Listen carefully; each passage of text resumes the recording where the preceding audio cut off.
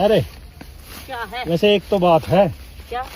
जैसे पीहर का घमंड दिखावा है बाप की रहीसी पे, ऐसी बात तो तेरे में है ना, जो काम देखा है उसी को करने बैठ जा। तब मुझे एक बात बताओ आज, है माँ बाप चाहे कितने भी रहीस हो, भैया चाहे कितना भी रहीस हो, सबसे पहली बात तो गुजारा लोंडी लारी का ससुराल से, जो उसके ससुराल में काम है उससे है।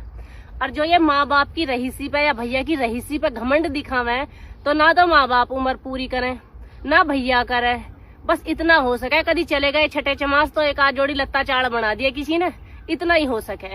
नहीं तो पति चाहे मजदूरी करके लावे, चाहे कितनी मेहनत करे, चाहे कुछ भी करे, पूर्ति पति करेगा और पूर्ति भी अपने घर से ही होएगी।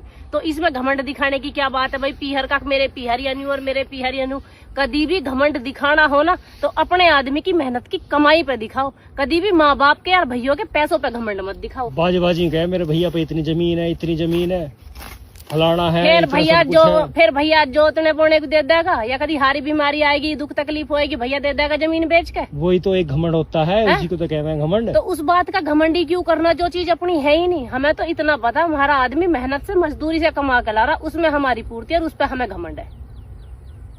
घमंड हमेशा अपने पति की कमाई पे करना चाहिए, क्योंकि इस दुनिया में एक इकलौता रिश्ता पति का ऐसा है, माँ बाप पूर्ति नहीं कर सकते, पूरी उम्र बैठ के नहीं खवा सकते, चाहे किसी के कितने बढ़िया हो, भैया चाहे किसी का कितना ही बढ़िया हो, वो पूरे जन्म पूर्ति नहीं कर सकता। एक आदमी इकलौता ऐसा प्राणी होता है, अब जो वो पूरी उम्र मेहनत करेगा, मजदूरी करेगा, चाहे किसी का भीख मांग कर लाएगा, पर अपनी औरत की पूर्ति करेगा जब तक प्राण न जाए।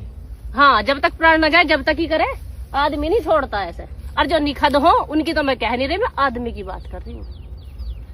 यूं तो छोड़ कर भग जाओ चाहे कोई एक दिन में।